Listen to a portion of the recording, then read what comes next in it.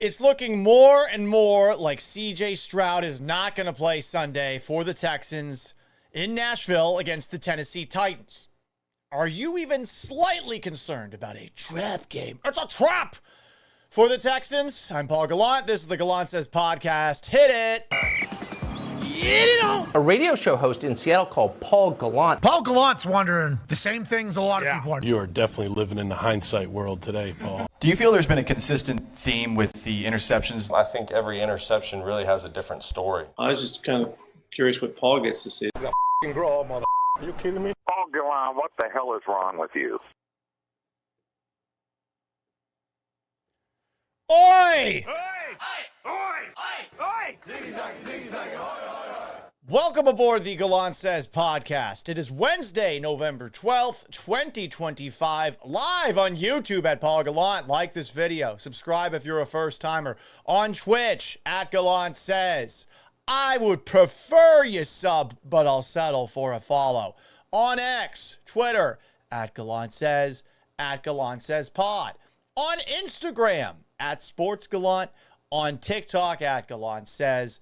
And on Facebook, at Paul Gallant Sports. You can join the show live Monday through Friday at times to be determined. Yes, we're just going to finally say at a time to be determined.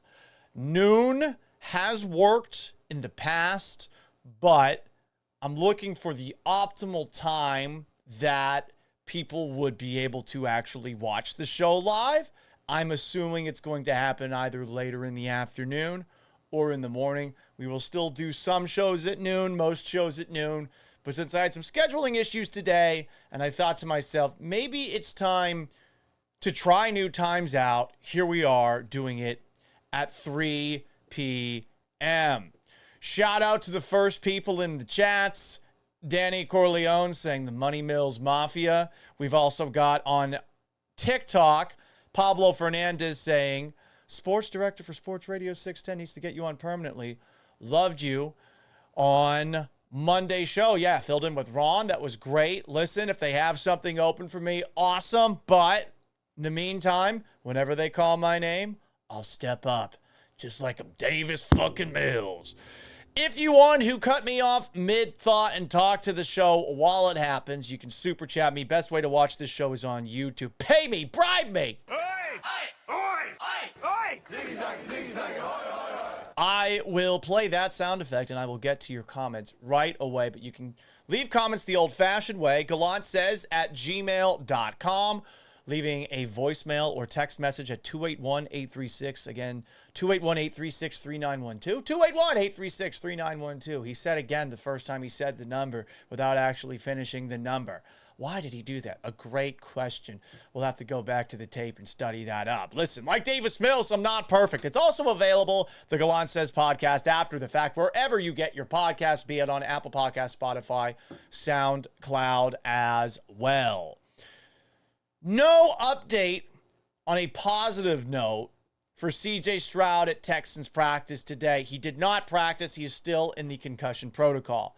If he's in the concussion protocol on a Wednesday, it stands to reason that he will not play in Sunday's game in Nashville against the Tennessee Titans, which means we might, for a third straight year, see the majority of a game in Nashville quarterbacked by a Texans backup. It was Case Keenum 2023. Last year, most of the game was Davis Mills, who nearly broke his neck on a touchdown that he scored, something that I stumbled across earlier today.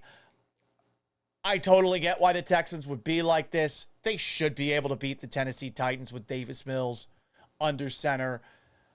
And also, just think about the times that Stroud has had his bell rung already in his career. A few times his rookie season, a few times last year as well. He gets hit a lot. Do you need to rush him back out there? You got to take these injuries seriously. You know who's not doing that? The New York Giants with Jackson Dart. So Stroud wasn't at practice today. I do not think that he's going to play on Sunday.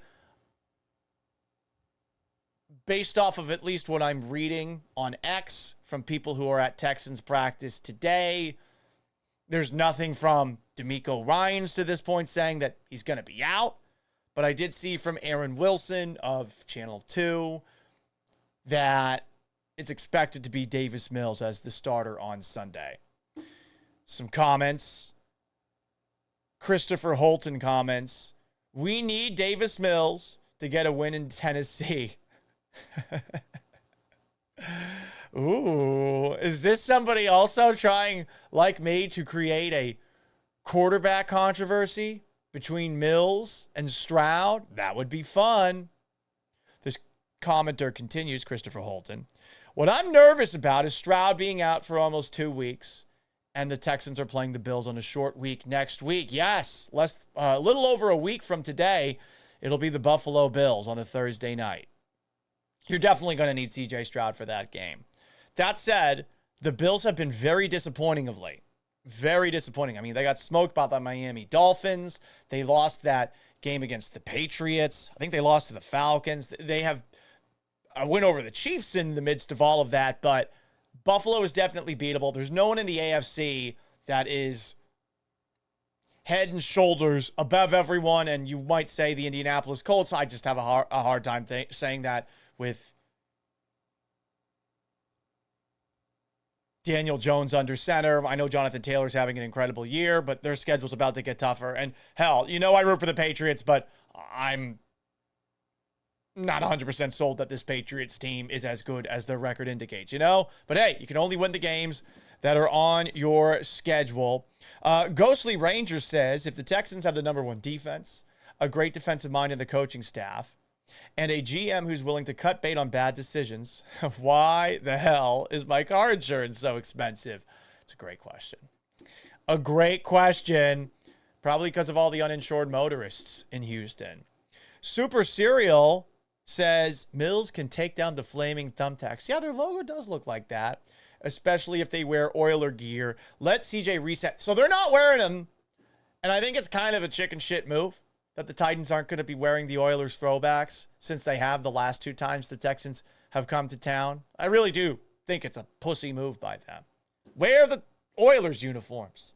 You've made it personal with Houston. Amy Adams-Strunk, keep wearing them. But this offseason, you might have heard, they've rebranded the Titans color, the Columbia blue that you remember from the Oilers days.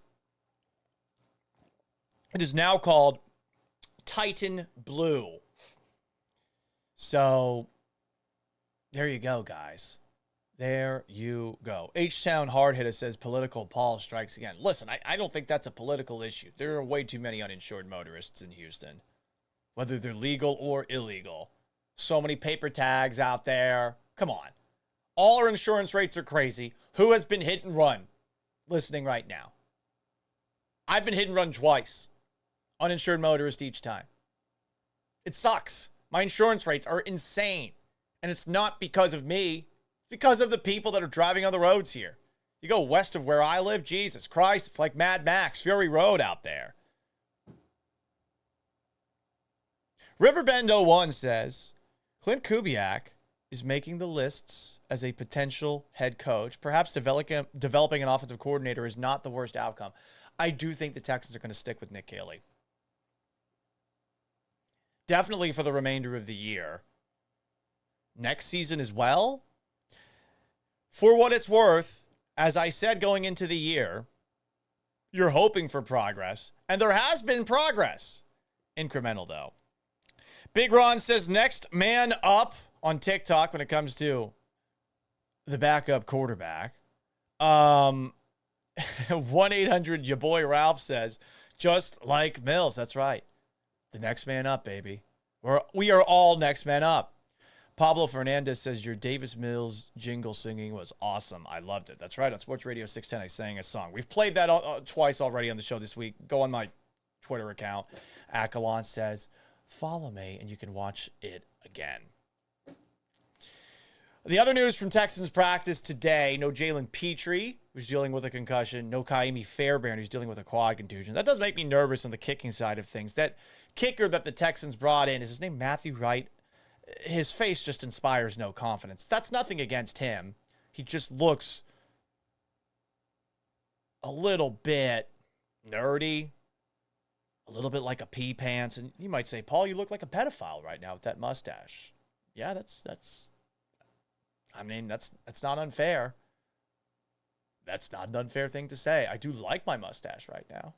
It's pretty strong and powerful.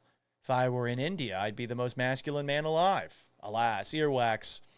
Bonafide G says, we good with Mills starting next week. Give CJ time to stay healthy and watch the offensive line actually block and not panic. Fair. Ghostly Ranger asks me this question. Stefanski, McDaniels, Brian Daboll, Clint Kubiak. If you had the choice, who would you pick as offensive coordinator? Well, Mike McDaniel has the relationship with D'Amico Ryans. That one seems to make the most sense. Also, from a content perspective, Mike McDaniel would be, I think, a little more entertaining than Nick Caley, but I don't think they're moving on from Caley. Boats and Host Storage asks, you think the Texans end up fourth in the division? No, not a fucking chance. Come on. Titans are awful. They've quit on the year. I would be shocked if the Titans even covered the spread on Sunday. And I think the spread's 7. Texans, Titans line. What is it right now? The Texans are just 7.5-point favorites.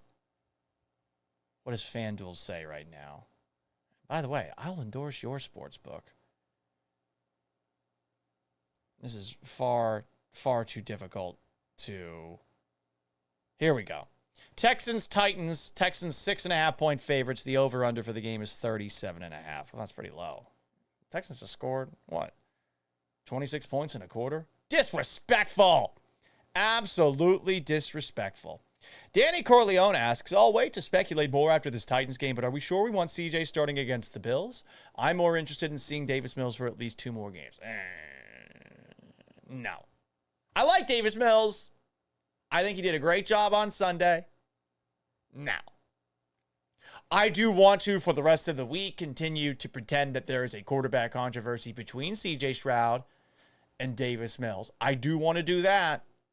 But that's mainly because I think so little of the Tennessee Titans.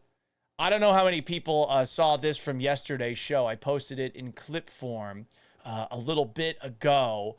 This is me trying to pave the way for an internet fight that would involve people picking Davis Mills over CJ Stroud in a quarterback competition. Wouldn't it be hilarious to fuel the flames of a quarterback controversy between Davis Mills and CJ Stroud since the Texans have a bye week on Sunday? I'm just leaving bricks by what could be a fun little time for you. Has CJ Stroud ever led a 19-point comeback in the fourth quarter at the NFL level? Because Davis Mills has.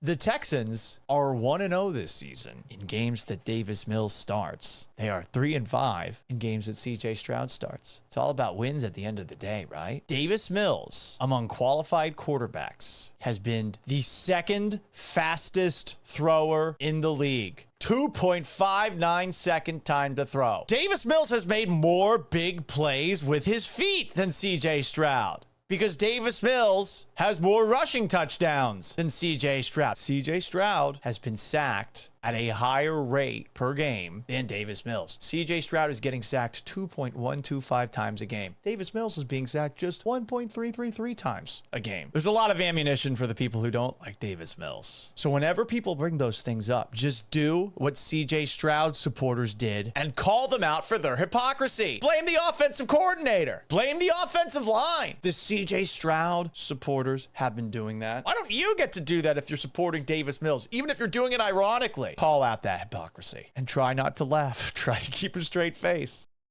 We muted it again. So I just want to enable the quarterback controversy. I think it would be fun for all of us. All of us, right?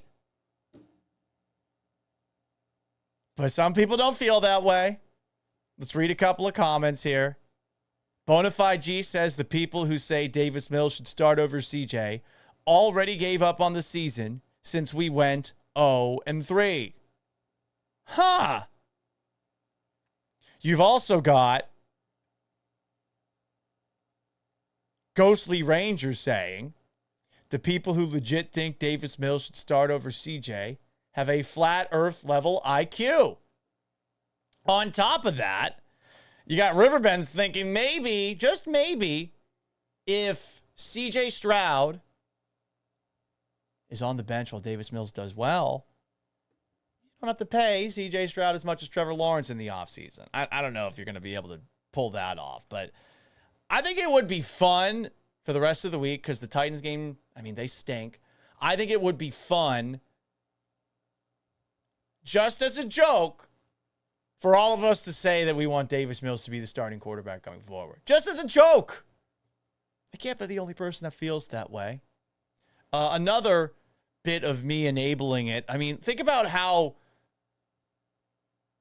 janky shit could get. Say this actually becomes a controversy. All the different layers at play. I don't see color, but I'm told that one of these guys is a white guy and the other one is a black guy. A guy with an elite Ivy League level education versus a guy who went to a public school. You got a Southerner and a West Coaster. Yeah, CJ Stroud's clearly better than Davis Mills, but don't you want to make a lot of people mad at one another? Just throw some gasoline on the internet and see what happens next. I'm just leaving bricks by what could be a very fun time for you. That's all. That's all. Just leaving bricks. What's wrong with that? By the way, the Mills Mafia is at it again. Mills Mafia has released another attack ad against CJ Stroud. You would think that now that the elections are all over, that they wouldn't go and do that again. Oh, they did. Here it is. CJ Stroud skipped practice today, something the libs call a concussion. We conservatives call that having a vagina.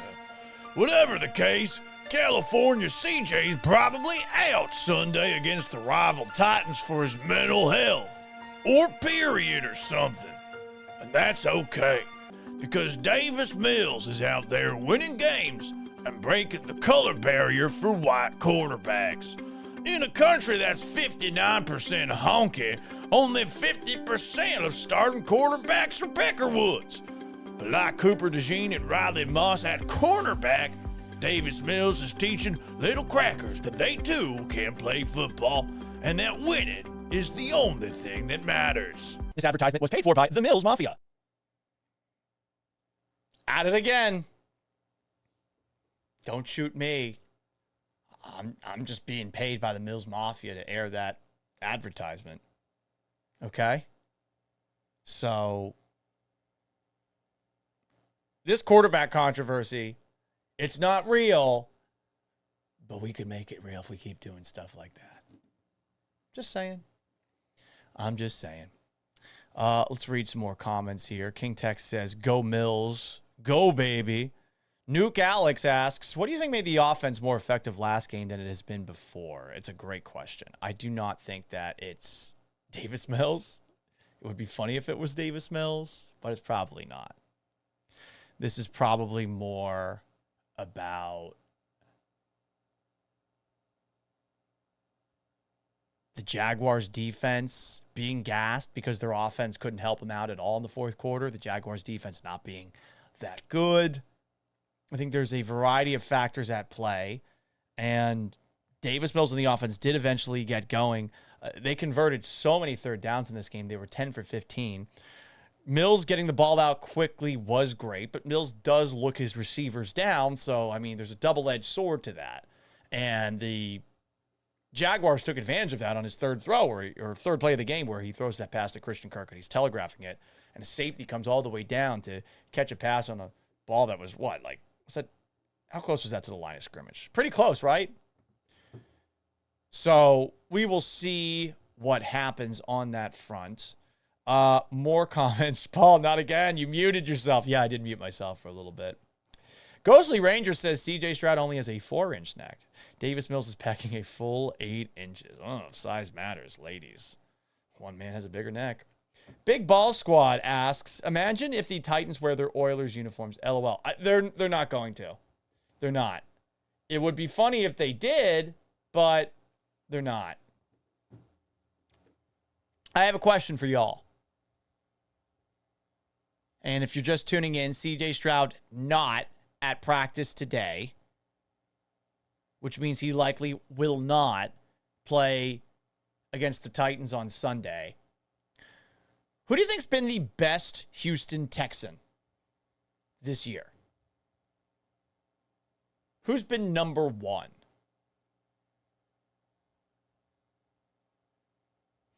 Can't say CJ Stroud. He's had some good games. He's being sacked less this season. Maybe you want to credit the offensive line for that, but you can't say CJ Stroud. We're over halfway through the year, 1,700 yards passing, a 7.0 yards per attempt average, 11 touchdowns to 5 picks. Nah, that ain't cutting it. It's not going to be one of the running backs. Woody Marks is averaging just 3.8 yards a carry, though we like to see him on the field more than we like to see Nick Chubb, who's averaging 4.2 yards a carry. Neither of those guys, the Texans aren't really running the ball that well, much like last year. I guess you could say Nico Collins, but this is a down year relative for Nico Collins. 40 catches for 550 yards and 3 touchdowns in 8 games.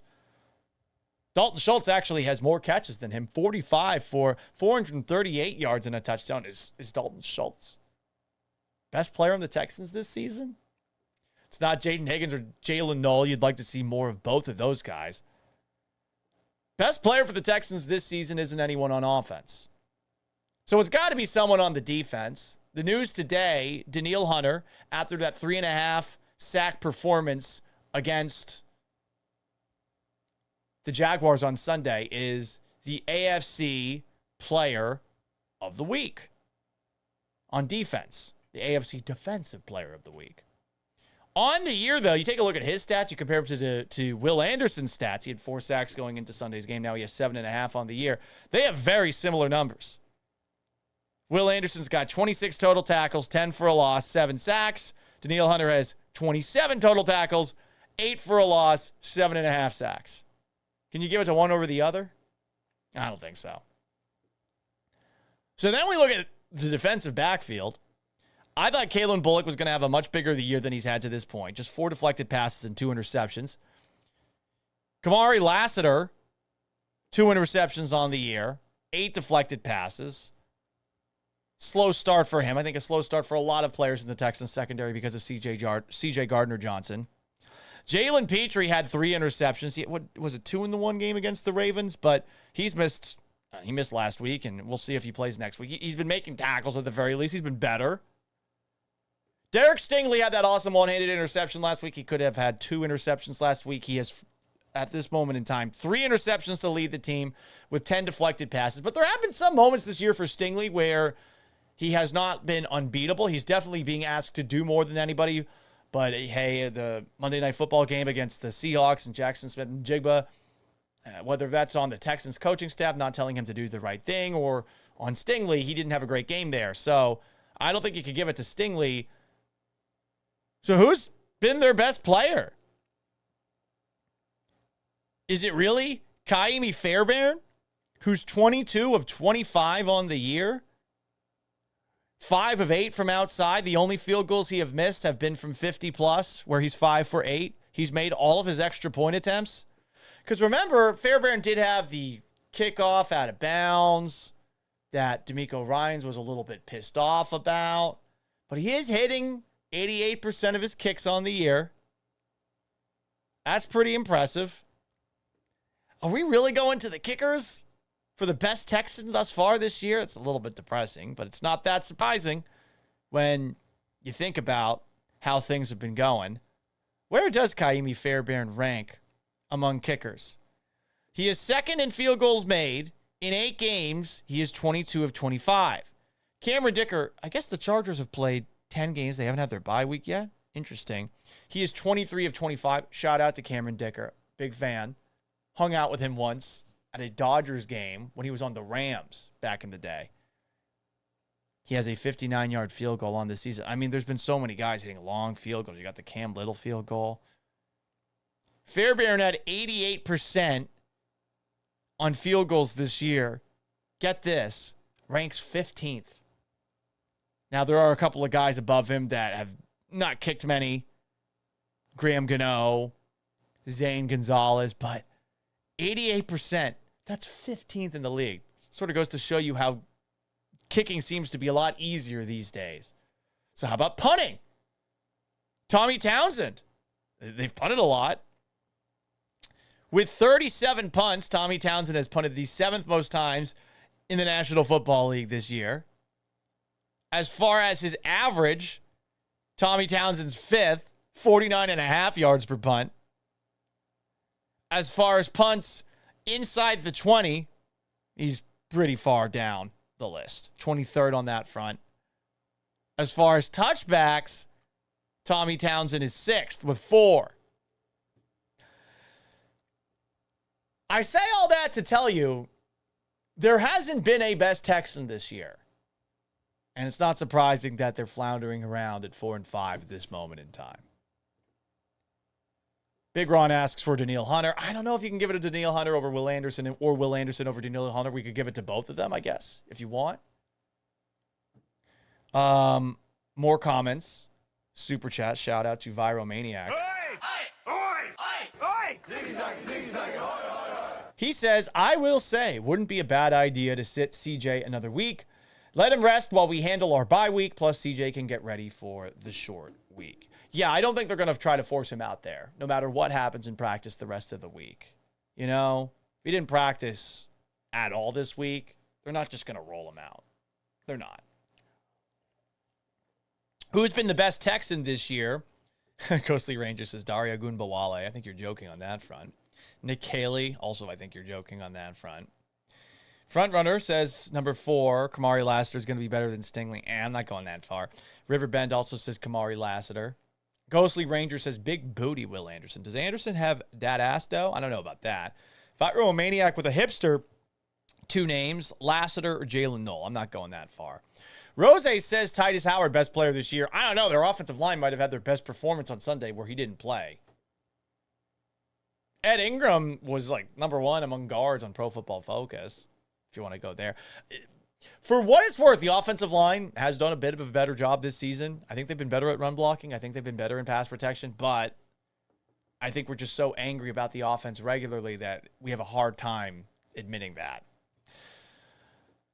What else is going on as it relates to the Houston Texans? It's been a rough week for enemies of the Houston Texans. Ever seen Goodfellas? There's that scene in Goodfellas where they're playing the piano part of Layla by Derek and the Dominoes.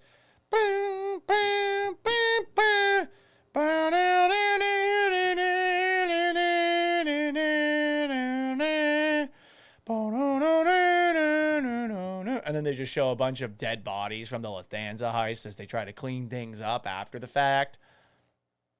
Robert De Niro's character in the movie. Deshaun Watson. Remember him? Texans legend. We have an update on him as it relates to potentially playing for the Cleveland Browns this year. Per Mary Kay Cabot, Watson has made excellent progress in his comeback from his twice ruptured Achilles, but the team is not going to open Watson's 21-day practice window this week. Kevin Stefanski was asked about Deshaun Watson, with Dylan Gabriel the starter and Shedeur Sanders the backup. Stefanski did not have an update when asked about him today.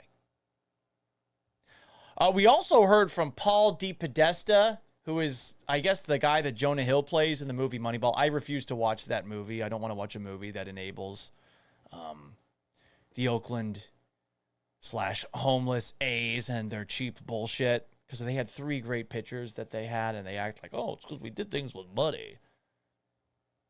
Did that with money. But here's what Paul DePodesta said in an interview with Patrick Saunders of the Denver Post, because he's now the president of baseball operations with the Rockies. Here's what I'd say, and I truly believe this. I believe that most of the decisions, especially the big ones like that, are organizational decisions, right? I'm not a believer in the King Scout situation where there is one guy who makes every call. The jobs are too complex. The decisions are too hard. They impact too many different things. So I always think these sort of collective decisions, it can be hard to get unanimous opinions on those type of things. Everyone who was a part of that, we all own that. We just do. That's part of the deal. Okay, a lot of bullshit until at the very end. Yeah, we all fucked up. We all fucked up. It do be like that from time to time. More nominees for Best Texans this season. Ghostly Ranger says C.J. Gardner-Johnson. 4-1 since he said we were going to get right. Fair. He's not here anymore.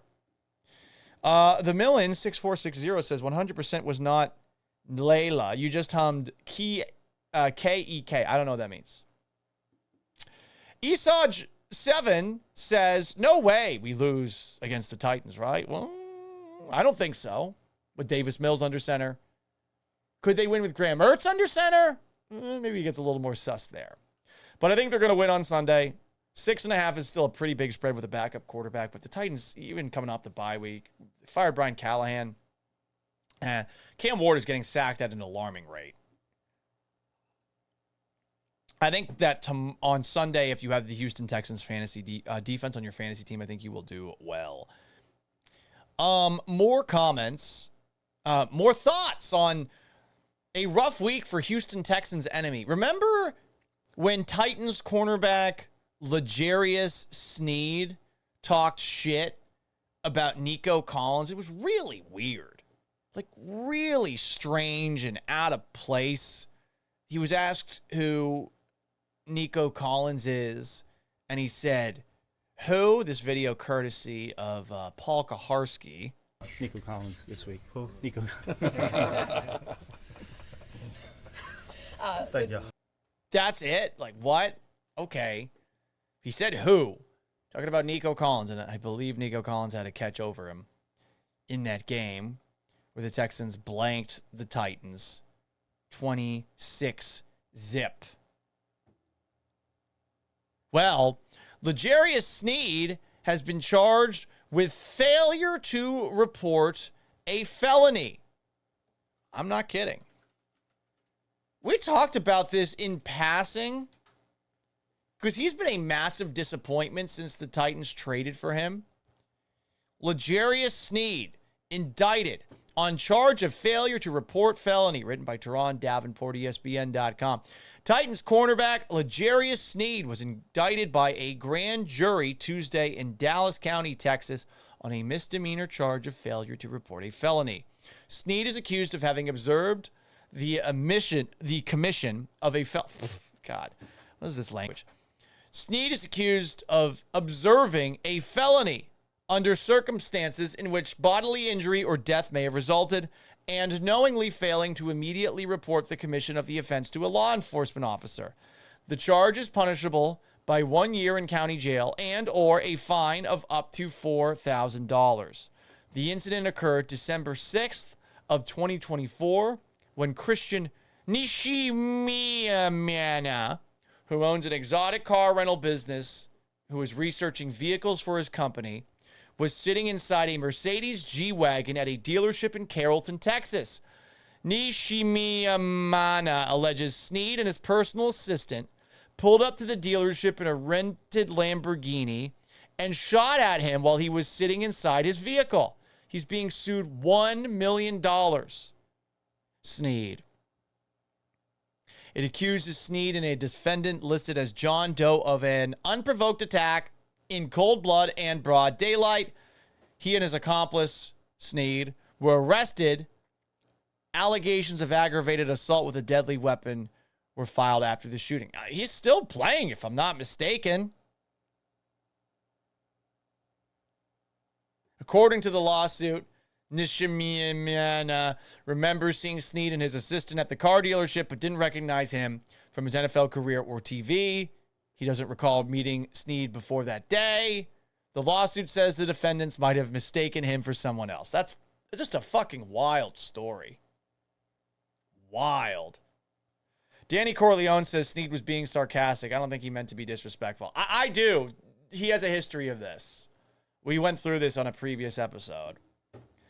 Riverbend01 asks, was Davis Mills throwing at practice? Yes, he was. Is he on IR?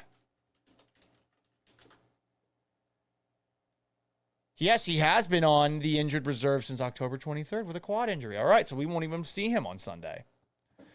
Arcade Tidwell asks, is Kaimi Fairbairn still out? It is definitely trending that way. He has a quad injury that kept him out last week. Joe Fregia 432 asks on TikTok, if CJ Stroud's out, doesn't the league have to look at the call that put him out? Nah. I think that was one of those bang plays where Stroud did not slide correctly, and since he got hit in the chest as he was going down, his head hit the ground very hard. I think it was similar to the Trevor Lawrence hit. I don't think that was a big deal either. You know? Texas Capper says Fairbairn's a lock to miss a few games every year. Yeah, remember when he missed the Texans-Jaguars game that started that Doug Peterson Jaguars slide? They started off 8-3 and they missed the playoffs. Because Matthew Amendola's in that game, and they tried to kick a game-tying field goal at the end, but it clanked off the iron. So now, if I'm not mistaken, and I keep having to look his name up, your new Texans kicker is Matthew Wright. Okay, I did actually get his name right the first time. I wasn't 100% sure. What else do we got going on? It's been a rough week for Texans enemies. Got a lot of enemies. Remember when Ravens cornerback Jair Alexander, who this offseason was cut by the Packers, signed with the Ravens and was traded to the Eagles? All of this in just this season. When Jalen Knowles scored his first touchdown against the Ravens, he did the Ray Lewis schizophrenic whatever the fuck dance. I guess it's a squirrel. And Jair Alexander was insulted that he did this, even though he had just joined the Ravens and tried to steal the ball away. Here he is talking about that. This is a bizarre story from back in the day. We'll get to why we're talking about Jair Alexander in a moment. Yeah, I mean, shoot, I seen him celebrating in the bank end zone. I didn't appreciate that while I was on the field. And then I seen him toss the ball to the ball boy, and then he tried to get it back. So I was just like, nah, you ain't getting the ball back. And they got mad, you know. Oh. He was mad at the ball boy. Didn't get the ball back, and he decided to take it for himself. Well, Jair Alexander is now stepping away from football for now. Why? To focus on getting himself right physically and mentally before deciding on his future. First round pick of the Packers in 2018, 4-year, $84 million extension in 2022, released in June, signed with the Ravens, traded to the Eagles after 2 games, downgraded to out Sunday by the Eagles, didn't travel to Green Bay for their game against the Packers. Knee injury / coach's decision. Big Orange Network says Paul Gallant is the only good thing that came to Houston from New England. Well, I appreciate that. Some would argue that isn't the case. Some would say that I kind of suck because of my New England association. I'm a bit of a masshole. Put that down in my rearview mirror. Let's go around the National Football League. If we see anything new about CJ Stroud, we'll let you know. But from the sound of things, and given that he did not practice today, it looks like it's going to be Davis Mills under center for the Texans Sunday in Nashville. The third straight game in Nashville where the Texans will have a backup quarterback for much of the game. We have been goofing around a little bit this week trying to enable a quarterback controversy, but we're not actually serious. But if you want to participate in it, please join us. Spread the word. Keep the movement alive. Dennis Hernandez, no, L'Jarius Sneed is not going to play this weekend. He is not going to play this weekend because he is on IR. But he also was charged with a felony during his off week. How about that? All right, everybody. Are you ready for the awesome NFL music that we play when we talk about the National Football League? Let's go. Let's talk some football, baby.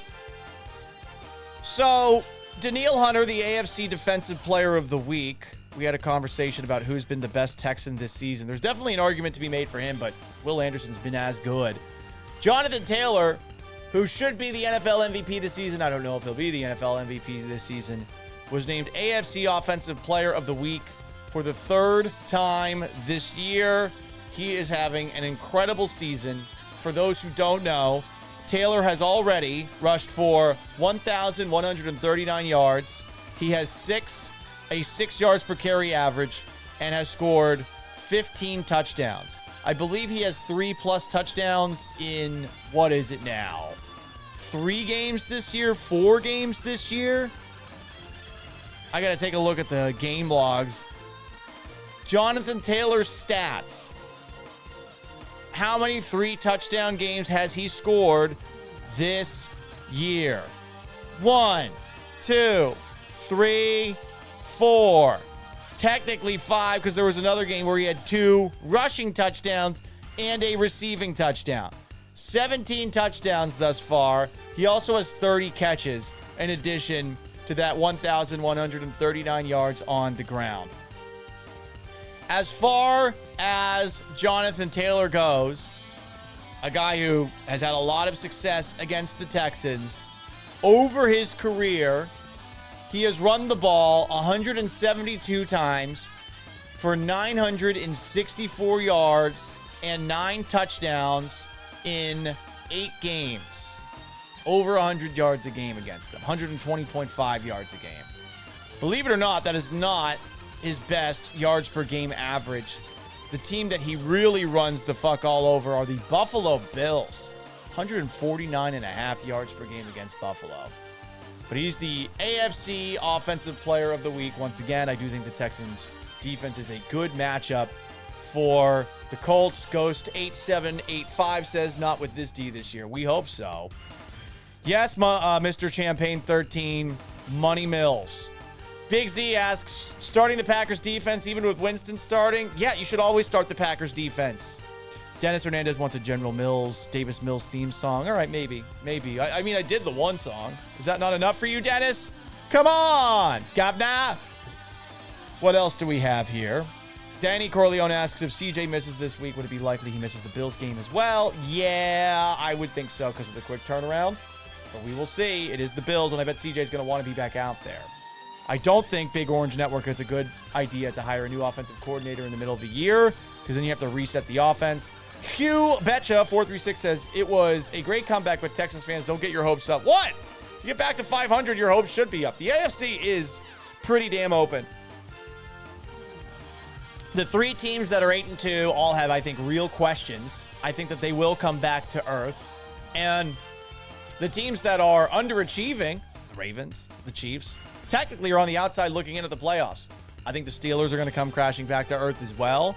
You just have to overtake 2 teams. Jaguars, Steelers looking like the likely 2 teams to fall out to get in the playoffs.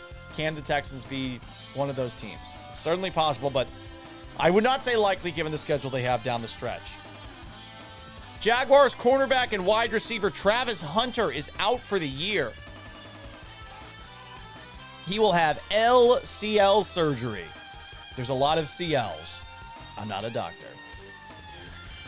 Cam Ward, Titans quarterback, is on pace to set the record for sack yardage lost in a season. He is on pace to be sacked 72 times for 557 yards lost. The NFL record, 76 sacks. David Carr took them as a rookie in 2002. Randall Cunningham lost 489 yards, Jesus, via sacks in 1986. But the record is certainly within the grasp of Cam Ward, who's averaging a loss of 7.8 yards a sack. He's being sacked more than 4 times a game. Mike McCoy, interim head coach of the Titans, said, we've taken too many sacks as an offense. I think at times there's an opportunity to throw balls away when you're outside the pocket. You can dirt balls as well, so clearly a disconnect between he and Cam Ward. You might have seen the beef that they had when in the midst of a game where the Titans had no chance against the Colts. They were on the Colts side of the field. It was, I think, a 4th and 4 at the Colts 40. They punted, and you saw Cam Ward yelling at Mike McCoy on the sideline. I just see no way where the Titans are able to compete with the Texans on Sunday, even with Davis Mills under center. And I know the first Texans-Titans game, it took 3 quarters for the Texans to finally pull away, but I just don't see it happening.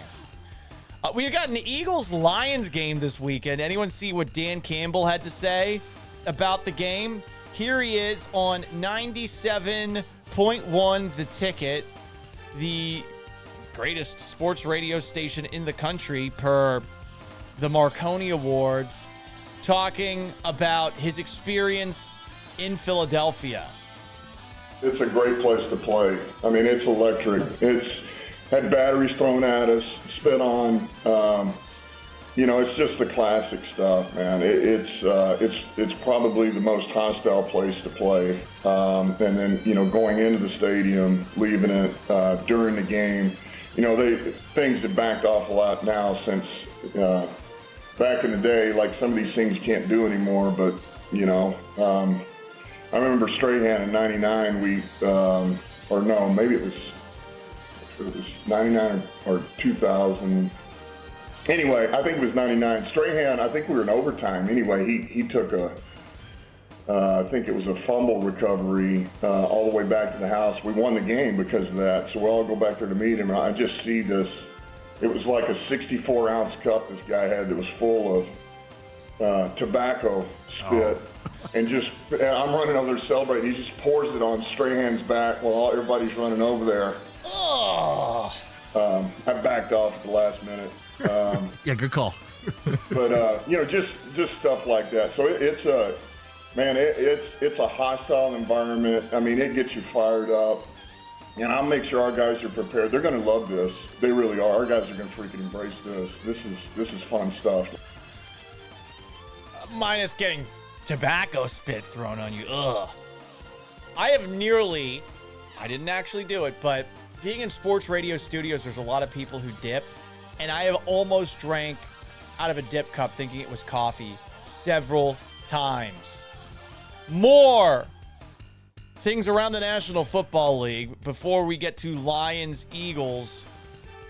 Did anyone see A.J. Brown while on a streaming app continuing to complain about his situation in Philadelphia?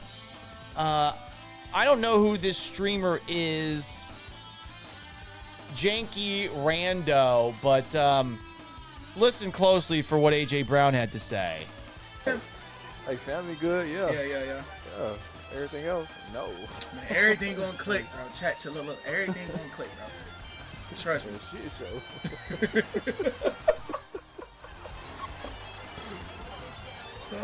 Hey, bro. Hey, bro. No, you got a chat cracking up, bro. Awesome. How you been? Yeah, struggling, brother. How you been?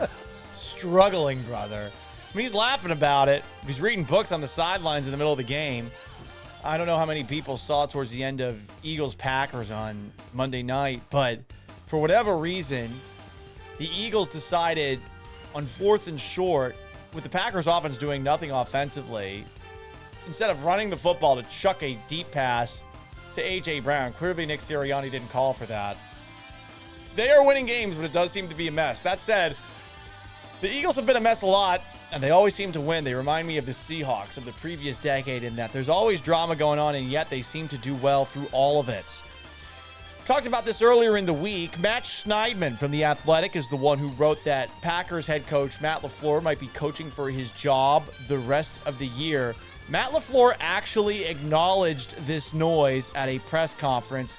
Here is what the head coach of the Green Bay Packers had to say about that, video courtesy of Cameron Izier. I understand you guys are 5-3-1, still have a playoff spot right now, and you're going to say you're always coaching for your job, but you don't have a long-term extension. With the way things have gone this season, do you think you're coaching for your job? I'm not. I'll leave that for everybody else to decide. I'll just focus on the day-to-day and trying to do. I feel like you're always coaching for everything in this league. You know, that's just my mindset. It's always been that way. You know, you can't ever exhale. You got to always be pushing, and that's just my mindset. So, and that will be my mindset until they tell me not to coach anymore.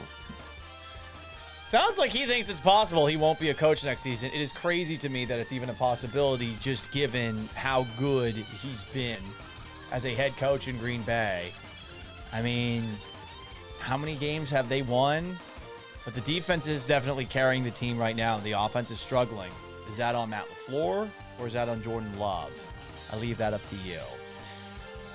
Joe Burrow back at practice for the Bengals, but is thinking Thanksgiving-ish for a return, or Week 14 at Buffalo. He does think the Bengals can hang around in the AFC North until he gets back. Take a look at the AFC North, where the Steelers lead it at 5-4, but with clear issues, where the Ravens are now 4-5 after that 1-5 start of theirs, where the Bengals are 3-6. It's not completely impossible. I will say, though, that the Bengals schedule the rest of the way does feature the Steelers, Patriots, and Ravens before they play Buffalo, then the Ravens again. Easy stretch at the end of the year, Dolphins, Cardinals, Browns, but over the next 5 games at 3-6, realistically, how many games are the Bengals going to win? Can they get to 8-6? I'm skeptical about that. I think they're going to need to get to that point, like win all of those games to get into the playoffs. In D.C., Dan Quinn is taking over as Commanders' defensive coordinator. The old defensive coordinator, Joe Witt Jr., is remaining on staff, huh? I don't get that. They've allowed 1,805 yards and 154 points over the last 4 games. In New York, Giants GM Joe Schoen is going to stay on to help hire the next Giants head coach. What? Weird. Very predictable going into the draft. I had joked with a Giants fan friend of mine that, hey, you're drafting, if you're Brian Daboll and you're Joe Schoen, a guy that in a game between the Florida Gators and the Ole Miss Rebels, where a quarterback cried, you are drafting that guy to save your job. You're drafting Jackson Dart to keep you around for next season. Dart had his moments. Giants have had awful luck this year with Malik Neighbors and Cam Scatterbo getting hurt, but their defense, which has had a lot invested into it, keeps on blowing 10-point leads late. And now Daboll is gone, and Joe Schoen is staying around, and it's clear Joe Schoen, based off of those weird Hard Knocks offseason things that the Giants do, it's clear that the Giants brass, that Joe Schoen in particular, isn't the biggest fan of Jackson Dart. Is the next head coach going to like Jackson Dart? I'm sure there are a lot of coaches out there who like him, but Daboll loved him. And now you're replacing him with who? Mike McCarthy, former Cowboys, former Packers head coach, is the favorite. Bill Belichick was asked if he would consider the Giants opening. He just said, I'm getting ready for Wake Forest. See if he stays in North Carolina next year. They have won 2 in a row for what it's worth. And Jameis Winston for the Giants is going to start against the Packers this weekend because Dart's in the concussion protocol again. In New York, on the AFC side of things, the Jets play the Patriots tomorrow, Thursday Night Football. Aaron Glenn versus the media is probably the most fight the Jets have shown all season long. He's getting really, really chippy with them. Here he is when asked about an injury update for wide receiver Garrett Wilson, who's expected to miss the next 3 to 4 weeks with a knee injury. I'm going to pass on talking about injuries. Since Rich, he's not here, has all the answers, so you guys can get all the injuries from Rich. So I go right into this game. Ask Rich. Well, I'm telling you to ask Rich. Well, you better call him. No disrespect to you or Rich, but like we want to hear from you. You know, like you guys have been here. You guys have been hearing from me, but now since we're just reporting stuff, that I haven't said, then maybe you should ask him. Thanks, everybody. Look at that smirk he's got at the end. All right, good for you, Aaron. You won that press conference, I guess. More Aaron Glenn versus the liberal Jets media. It's been probably more entertaining than anything you've seen on the football field with the Jets this season. Here he is being asked who's going to start at quarterback tomorrow night. Is this like a week-by-week, day-by-day thing for you? Because it is unusual, having led you guys for help leading to 2 wins in a row. Is that or just the constant evaluation, I guess, is what I'm asking? Well, I keep telling you guys, between the players and myself, we know exactly who's going to be the quarterback. I mean, I just don't have to tell you guys that. I understand that, but I mean, what goes into that is what I'm asking. They practice. Really? Yeah. God, he hates all of those people so much. I'll be honest, if I were the head coach of the Jets, I'd probably hate those people a lot. It seems like he's even taking shots at ownership because this post seems to imply that he wants some of the players that the Patriots went out and got in free agency this offseason. I think they went to the offseason and, man, they went in and got a lot of guys that can help them be successful. Obviously, Williams, the D tackle that was in Philly, when he got Carlton Gray, a guy that I'm very familiar with. And they bought a lot of those guys. I mean, Mac Hollins, this is a guy that I just started looking at today, the toughness he brings at the receiver spot and his ability to make these big plays. And, man, the quarterback is playing at a very, very high level, so, and I think they're creating more explosive plays than any team in the league this year. So you have a combination of that, and I think Vrabel has done a really good job of getting that team to buy into what he's trying to do. So, absolutely, you can make a huge change within a year, and I think he's done a good job of that along with the players that he's got. Woo! Maybe a reach there. The person who said that Aaron Glenn knows how to press conference seems to be speaking and sending a clear message to his owner in front office here, but that's Aaron Glenn, everybody.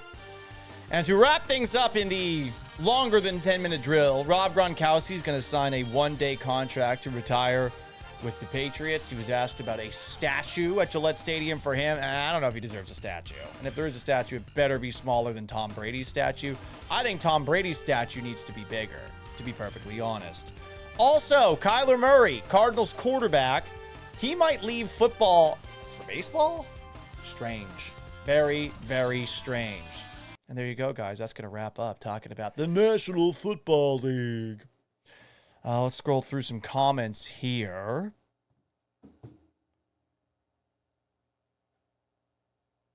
Big Orange Network says, go Vols. I'm sorry, I cannot co-sign that.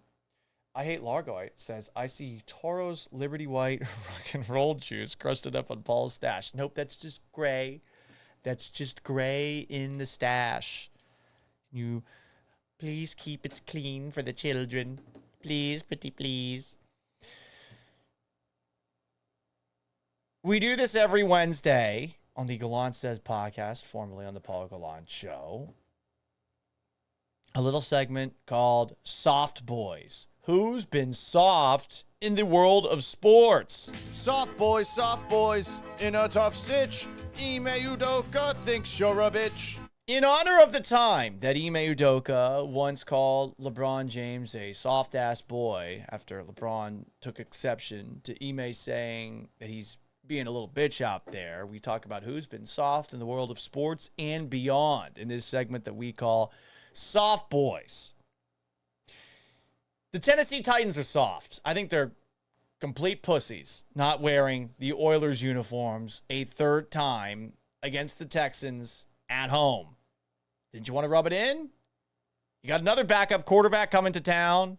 Surely the third time will be the charm for you, right? Right.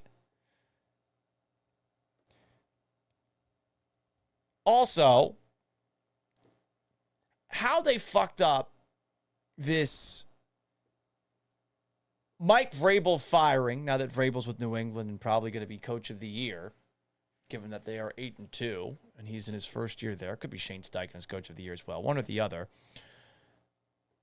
While on WEEI in Boston, Mike Vrabel was asked about a report that the only reason that the Titans didn't make any trades with the Patriots at the trade deadline was that Amy Adams Strunk, owner of the Titans, didn't want to do any deal with them. Here is what Vrabel, who clearly does not like her, had to say. There was a report last week that the Titans owner, Amy Adams Strunk, was unwilling to talk trades with this team. Is that accurate, or is that just nonsense? I haven't talked to Amy since the day she fired me. So her name and my name should not be in the same sentence together because I haven't talked to her since the day she fired me. It sounds like they have a great relationship. So they don't make a trade that would have made themselves better at the trade deadline because fuck the Patriots. I do respect that level of petty, but that is who Amy Adams Strunk is. Maybe the only thing she's good at, being petty towards the city of Houston because they didn't like her dad, and being petty at the expense of her team and her front office at the trade deadline. Soft boys, in a tough sitch. Ime Udoka thinks you're a bitch. Texas high school football is soft. Did anyone see how it was determined a three-way tie between Amarillo High, Lubbock High, and Amarillo Caprock? If you've ever seen the movie Friday Night Lights, you've probably seen a scene where a playoff appearance through a tiebreaker was determined by a coin toss. 3 guys tossing coins. In that coin toss, the person who tossed his coin, heads or tails, that did not have heads, or excuse me, it was basically the minority coin tosser. I'm not talking race here. The minority coin tosser, whoever had the one coin to the 2 other coins, heads or tails, I don't know what happens if all 3 end up being heads, all 3 end up being tails, that person was out of the playoffs while the other 2 would make it. This is something that happened in the Friday Night Lights movie, and I'm assuming happened in real life because I don't think the Friday Night Lights movie would just make that up. That actually happened in real life again. A coin toss to determine the tiebreaker between these 3 schools at a gas station. We're all going to flip. It's going to go up, let it land, watch your coin, and then it's the odd man out. I mean, the odd man is the winner. So the odd man out is the winner in this edition of it. Whoever has the odd coins is the winner. All right? Okay. All right, let's go ahead. Just look them up.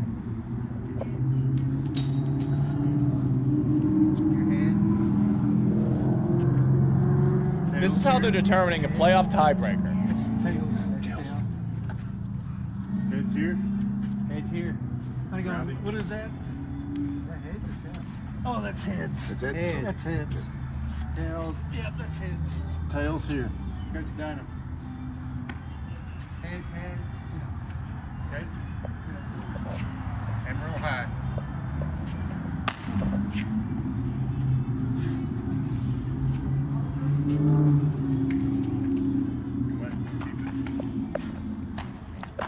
Now they're hugging each other now.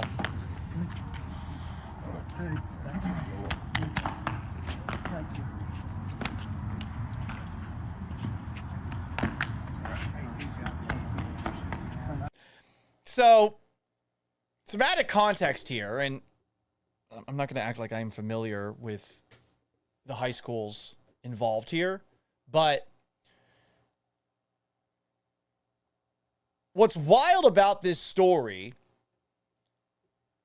a ball don't lie kind of moment for Amarillo High, they had 6 of their wins stripped because of a clerical error that they had with a transfer. They had beaten both of these teams by 40-plus points. But since the 6 wins were stripped, they had to go to an actual tiebreaker involving coins. The reason that I am putting Texas high school football in soft boys is this. That's your tiebreaker? That's how you determine who wins a tie? A fucking coin toss? And I suppose this isn't even the worst version of a tiebreaker in Texas high school football. Because from what I understand, when a game was tied at the very end, back in the day, the team who would win the tiebreaker without an overtime was the team that had more penetrations. Not of the sexual variant. The team that would advance was the team that made it inside the 20-yard line more. They wouldn't even go to overtime. Wild. At the playoff level. Just add sudden death at the very least. Is that so hard? Wild to me that was something that was standard. Much like it's wild to me that a coin toss could determine who makes it into the Texas high school state playoffs. Should it have even come down to a coin flip? No. Amarillo High, way better than these other schools who both had losing records. Would have been a joke for the Texas State high school playoffs to have either of those teams in. Maybe this is a one-off thing because of the wins being stripped. But it's crazy that Amarillo High, who beat the shit out of these two teams, was very close to missing the high school playoffs altogether because of that. Crazy story. Some young ho, nice handle, says that looks like a less volatile dice game atmosphere. World Series of Dice is perhaps my favorite Chappelle Show skit. Hardtown Hitter asks, Paul, could you have made All-State in Texas high school football? No, I barely made All-District at the lowest level of high school football in Florida. No, I don't think so. I don't know if I would have been able to play had I played anywhere else because I didn't put in the work in the weight room until after high school. I started lifting because I wanted to get laid, everybody. Soft Boys continues. Soft boys, in a tough sitch. Ime Udoka thinks you're a bitch. The Oakland A's have just turned back on comments on social media after nearly 2 years. Guess what? They got crushed. Deservedly so. You turn off comments for 2 years, you think people aren't going to remember? No one's ever going to like the A's. If they make it to Vegas, they're going to be one of those teams like the Las Vegas Raiders, who at the very least have the built-in fan base from all those years being vagabonds in the NFL, Oakland to LA to Oakland again. At least they have that built-in biker gang kind of mentality of a fan base. A's fans are not following this team to Vegas. They are just going to be one of those attractions where people go to Vegas to watch their favorite team play against the A's. Is Fisher all of a sudden going to spend money? I don't know. And I doubt that they're even going to get that stadium built. So it's hilarious that they opened the comments section back up and they're getting crushed again. Soft Boys continues. Soft boys, in a tough sitch. Ime Udoka thinks you're a bitch. Jerry Jones does not want Micah Parsons to be traded to the Green Bay Packers. So he put a poison pill, from the Green Bay Packers to the Philadelphia Eagles. So he put a poison pill provision in the trade to prevent the Packers from ever trading Micah to Philadelphia. I wrote this down wrong on the notes, so I'm stumbling all over myself there. That is pretty soft. Terrified of Micah Parsons being on the Eagles and embarrassing you. But you're willing to trade him to the Packers. And thankfully for Jerry Jones, there was that tie between the Cowboys and Packers earlier this year. Soft Boys continues. Soft boys, in a tough sitch. Ime Udoka thinks you're a bitch. I hate this. The Chiefs are considering the new stadium that they'll eventually build. They're considering building a retractable roof stadium. That's some soft-ass pussy bullshit.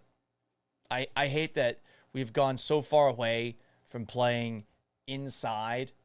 From playing outside. Goodness gracious, stumbling all over yourself today, Paul.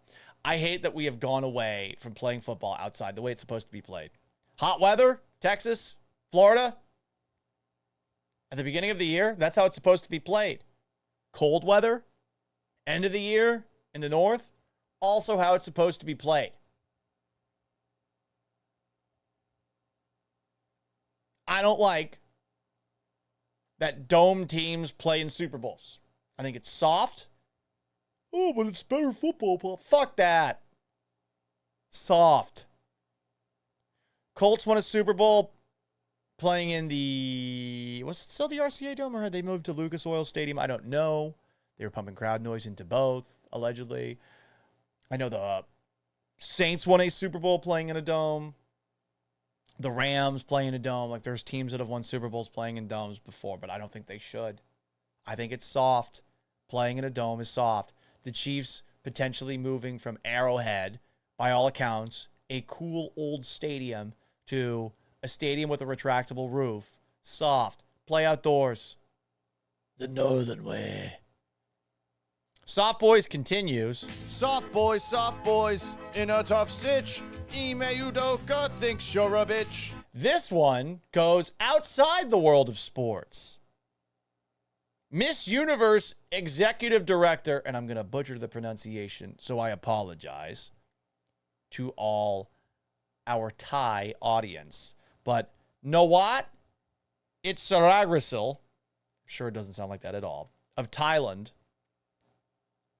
dumped all over Miss Mexico at the Miss Universe competition in Thailand, because I guess she didn't participate in a social media shoot for said competition. Earmuffs, folks. You're about to hear an insult that you've never heard before.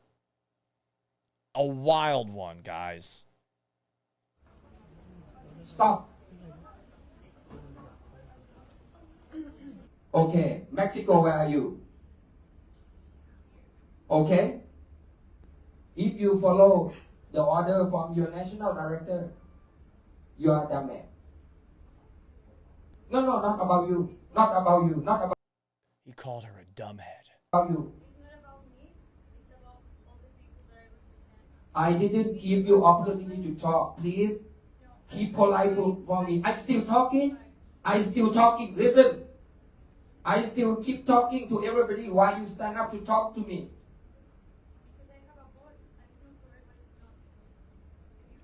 No, you have a voice, but you have to respect the voice. You are not respecting me as a woman. What? No, why you stand up? Where's the gun? Security. And they all get up. And they all leave. Stop. Security.ปิดประตู Stop. He's trying to prevent him from leaving. They're all like, fuck you, dog. Anyway, so dumbhead as an insult. Soft, for sure. Very soft. And yes, Hardtown Hitter. These are all strong, powerful, independent women. They are the most strong and powerful independent women because they all got up for the Miss Universe competition. I probably would have stayed because I'd want to win, especially if everyone's leaving. But look at this little bitch after the fact, after he realizes how bad he fucked up by calling someone a dumbhead. This is him after everything went down. Look at him. He is crying his eyes out.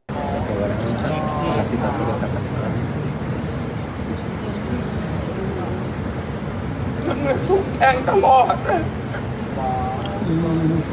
มีเหตุผล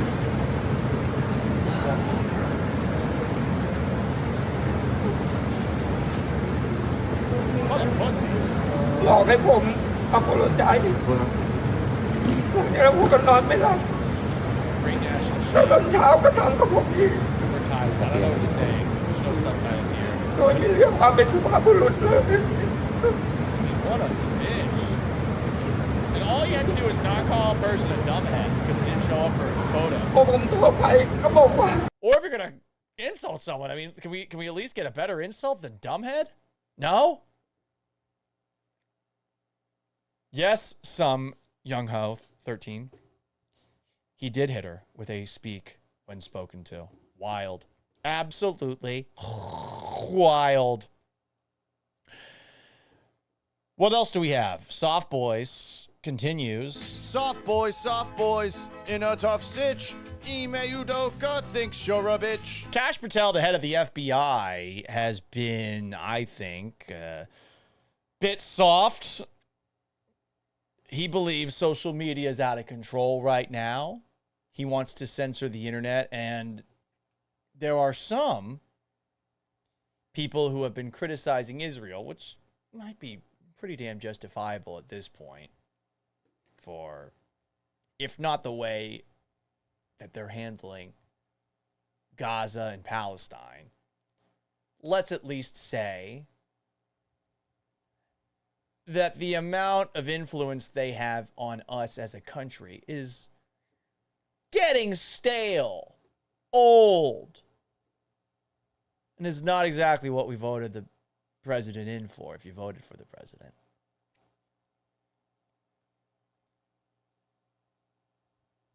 Well, I was completely unaware of this, but in a Barbara Streisand effect twist, it seems that Kash Patel's girlfriend, who is 20 years younger than him, a strong, powerful, independent woman, a very strong, powerful, independent woman, like, whoa, hey, buddy.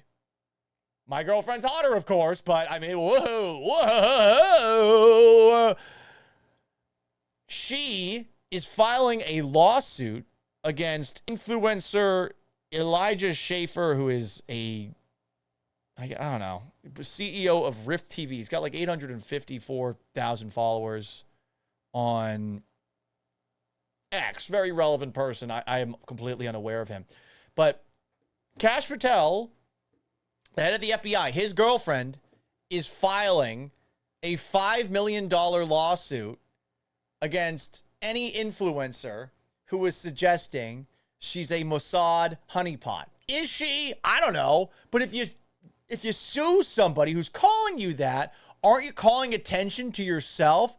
And people, aren't they going to now start thinking of you as a Mossad honeypot? Don't you just like let this slide? Is a lawsuit going to help you out here? A defamation lawsuit, even if you are being defamed? I don't know. I was unaware of any of this until this was brought up. That's the only reason I'm bringing it up. I don't know if she's like in Mossad or something like that. I think she's a strong, powerful, independent woman. Okay? I'm not going to dive any deeper into this. Soft Boys wraps up. Who's not soft? Soft boys, in a tough sitch. Ime Udoka thinks you're a bitch. The Miami Police Department, because they tracked Antonio Brown down in the United Arab Emirates in Dubai. They released a statement which reads, I can confirm Antonio Brown is currently in custody in Newark, New Jersey, and will be extradited shortly to the city of Miami to face charges related to a shooting incident that occurred in Little Haiti earlier this year. Let this serve as a clear message. No matter who you are or where you run, we will pursue the facts, identify you, locate you, and bring you to justice. To anyone even considering committing a crime in Miami, know this, we will find you. I want to thank our partners, the Miami-Dade State Attorney's Office and the U.S. Marshal Service for their assistance. Upon landing in Newark, Mr. Brown was met by Miami police detectives. He was taunting us on social media, continued Vega. We identified he was in Dubai. We let the marshals know. For those who didn't see it, Antonio Brown, noted dipshit, posted this on social media, a picture of him in a car, I guess somewhere in Miami. They saw that, not in Miami, in Dubai, where he's been for, I guess, 6 months because of a shooting where he was involved in second-degree murder charges for trying to shoot and kill someone at an Aiden Ross boxing event. But they got Antonio Brown. Not soft, the Miami Police Department. So there we go. That wraps up Soft Boys. That's also going to wrap up today's edition of the Gallant Says podcast. We do this thing weekdays, at times to be determined. We tried at 3 p.m. today. Not as much traffic as I thought we might see on previous episodes. We have generally done the show at noon. I think we might try to do the show at noon again tomorrow. We also are at some point going to do a show at 7 in the morning. Shout out to everybody who did stop by on YouTube. please like this video and subscribe if you haven't already. I'm on YouTube at Paul Gallant. On Twitch, I'm at Gallant Says. I'd appreciate a follow. If you want, you can give me a sub, but the follow's all I need. Just create a Twitch account and follow. You don't even have to watch on Twitch. X, Twitter, at Gallant Says Pod. Follow me on both of those. Instagram, at Sports Gallant. Give me a follow there. TikTok, at Gallant Says. Give me a follow there. Instagram, TikTok. That's where you're going to see clips of the show from time to time. Facebook, at Paul Gallant Sports. It's also available after the fact wherever you get your podcasts, Apple Podcasts, and on Spotify. Best way to watch the show live, in my opinion, is on YouTube. The most lively chat section generally has been on Twitch. Just not so much today. So there you go. But big thanks to everybody stopping by. Until tomorrow, noon Central Time, we'll do it tomorrow. So long. Farewell. Farewell and adieu to you fair Spanish ladies. Farewell and adieu, you ladies of Spain.